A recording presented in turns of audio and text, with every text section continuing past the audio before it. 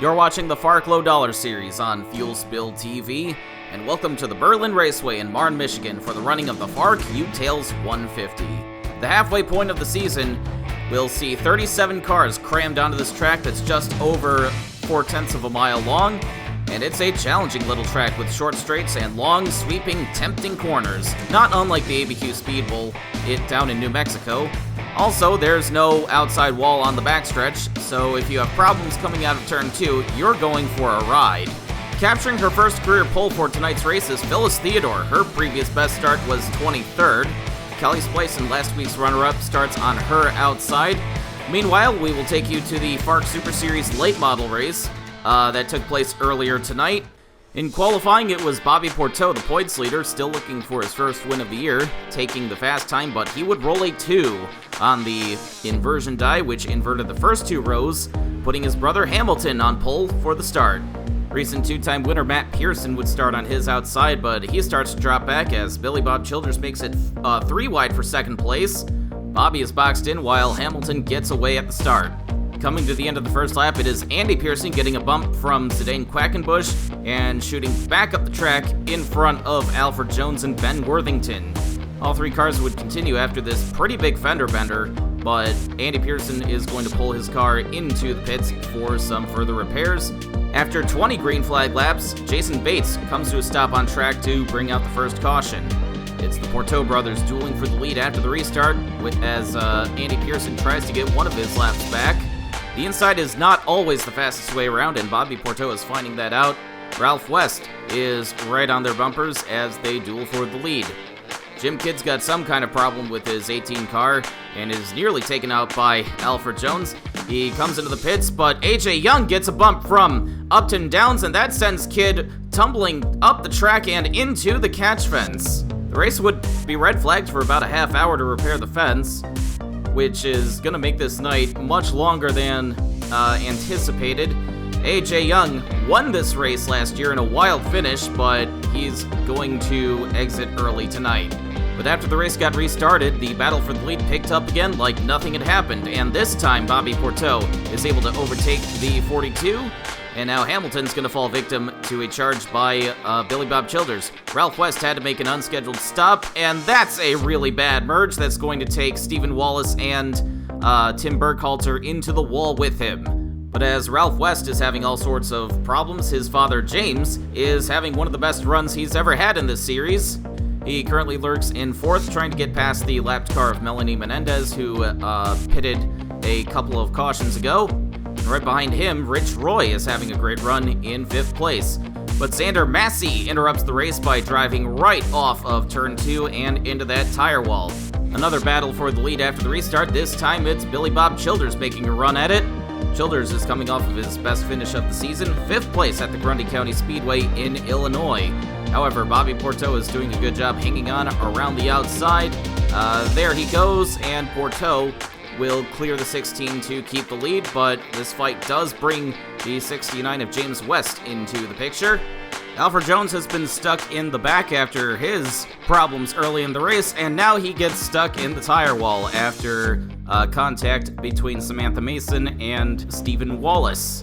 After the restart, Max Hollifield makes a 3-wide run, and that's going to take all 4 of those cars off of the track and a huge impact into the wall for Hollifield and Ben Worthington, who's ended up upside down.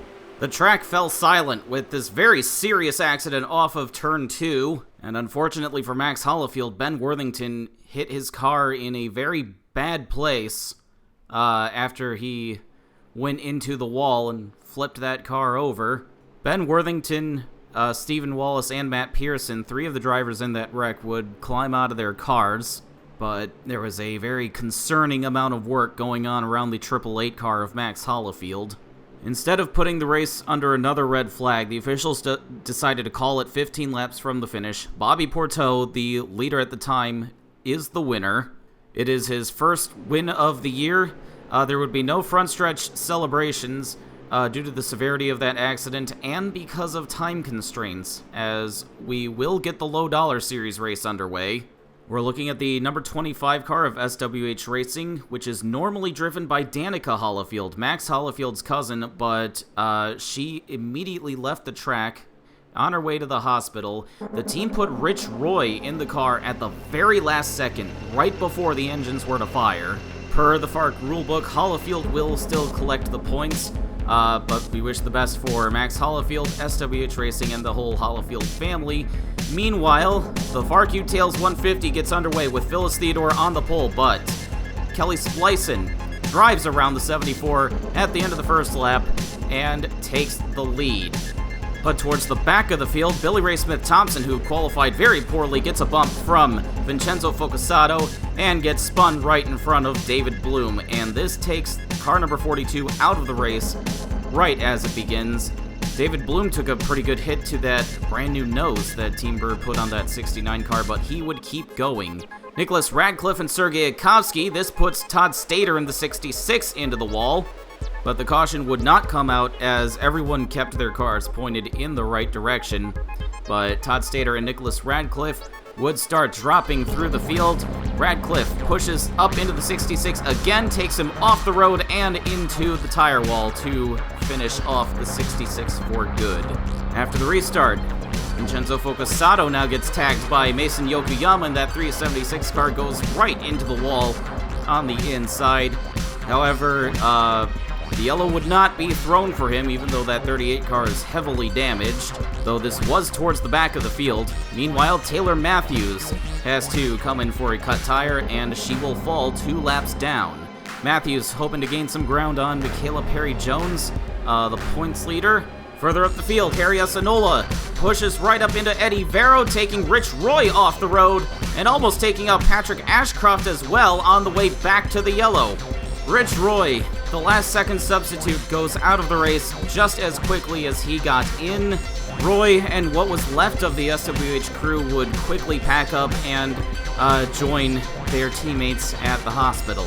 Meanwhile, Taylor Matthews tries unsuccessfully to get one of her laps back from Kelly Splicin. Mauro Adachi gets into the side of Christopher Holter, almost turning the 86 around as John Burr almost at a dead stop down there in the grass.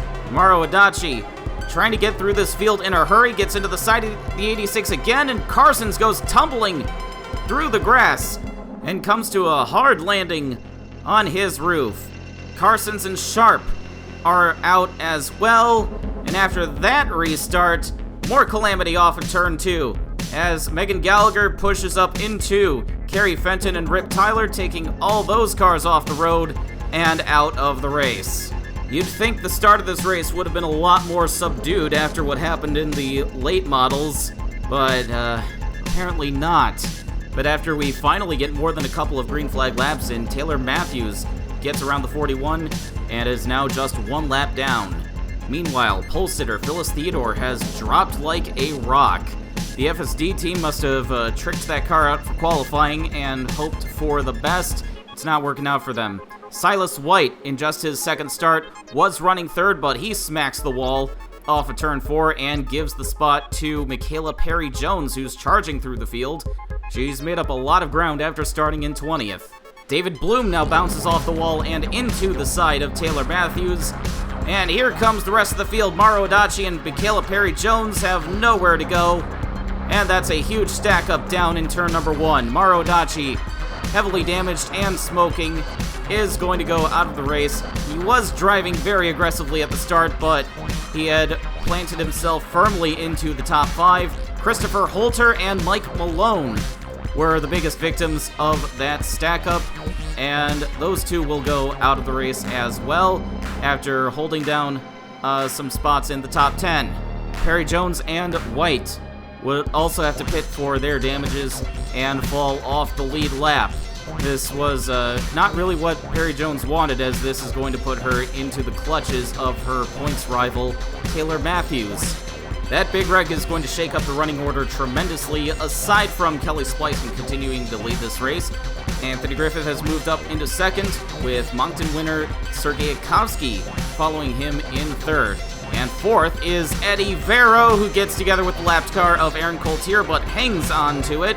Eddie Vero is normally Noah Dallitz's crew chief over at M&J Racing. In fact, he's right now outrunning Noah Dalitz, but he also drives full-time in the FARC Truck Series for Focus Autosports, and is just coming off of 2 wins in a row in that series, in fact.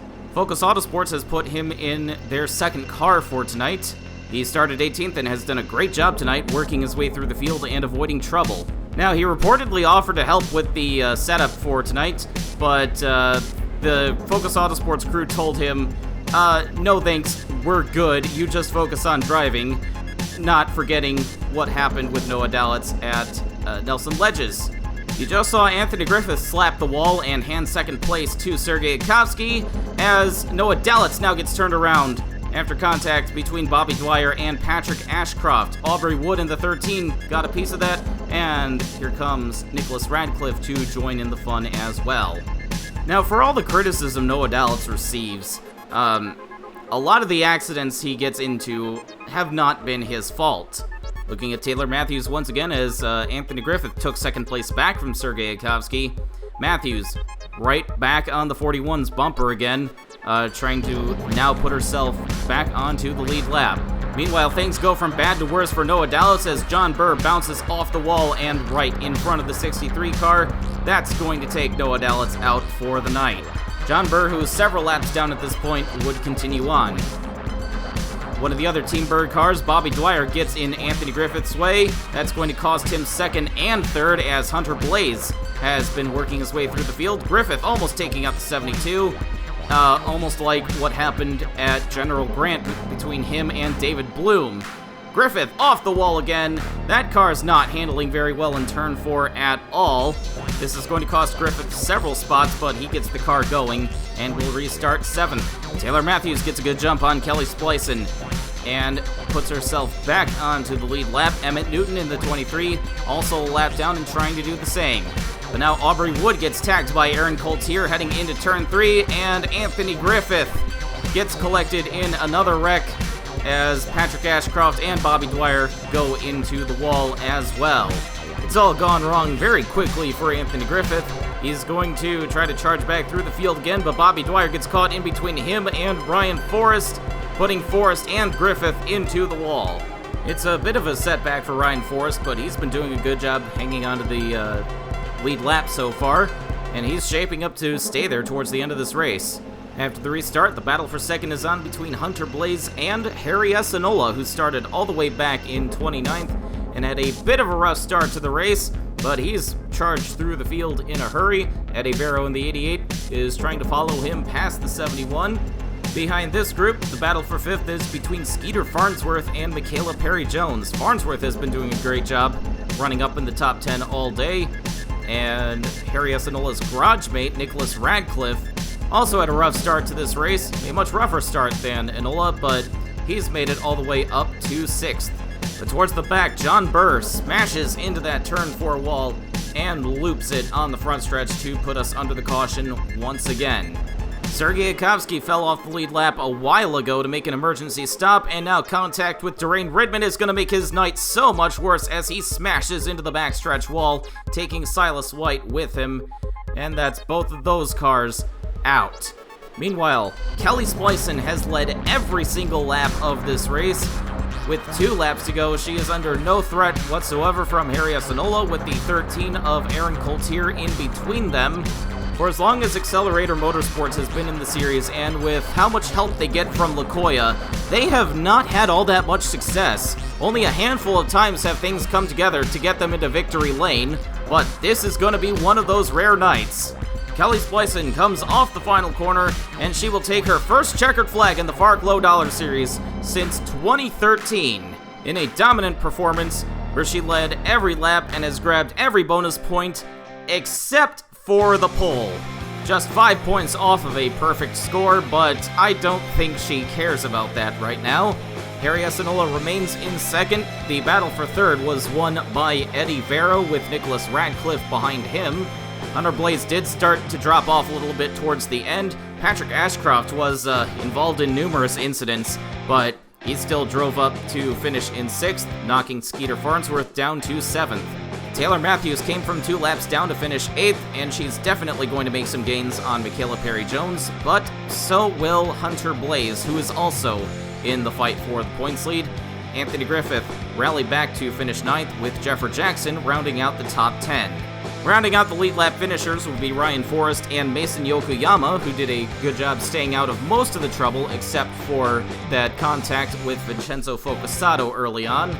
Michaela Perry-Jones would stay one lap down for the rest of the race, finishing in between Aaron Coultier and Emmett Newton. Bobby Dwyer and John Burr would take 16th and 17th. Silas White and Sergei Kovsky did not finish the race, but still finished ahead of Derain Ridman, who spent a lot of time in the pits and came home 10 laps down. Pole sitter Phyllis Theodore would drop out during the second-to-last caution, capping off a night that was great for her up until the initial start. And as you can see, everybody from this list on back failed to finish the race in what was a very carnage-filled night. It looks like the relatively clean race in Moncton is only going to be an anomaly. You see Rich Roy, the last-second substitute, went out of the race very early. We are certainly hoping for the best for Max Hollifield, but unfortunately that was a very ugly situation at the end of the late model race. Vincenzo Focusato, down in 35th, also went out early in the primary car for Focus Autosports. This was a home race for them, but thankfully Eddie Vero ended up carrying the flag for that team and finished in 3rd. Looking at the standings now, Michaela Perry-Jones's lead over the rest of the field has shrunk to just 18 points over Hunter Blaze, who has moved up into 2nd over Taylor Matthews. Daniel Sharp drops back a bit into the clutches of Harry Asinola, who ran his 8th race tonight. Grant Carsons also fell back a bit with his huge accident early on, just 5 points in front of Patrick Ashcroft in 7th place. Mauro Adachi had a very good start tonight, but unfortunately that big wreck prevented him from making the gains he wanted. And rounding out the top 10 will be a tie for 9th between Todd Stater and Anthony Griffith. And that will do it for the FARC UTails 150 at the Berlin Raceway. We will update you with Max Hollifield's condition as soon as we receive word. And looking ahead, the FARC Low Dollar Series will be joining the ASCC All-American Series at the Texas Motor Speedway for the Texas 500 weekend. And as always, you'll be able to catch all the highlights right here on Fuel Spill TV.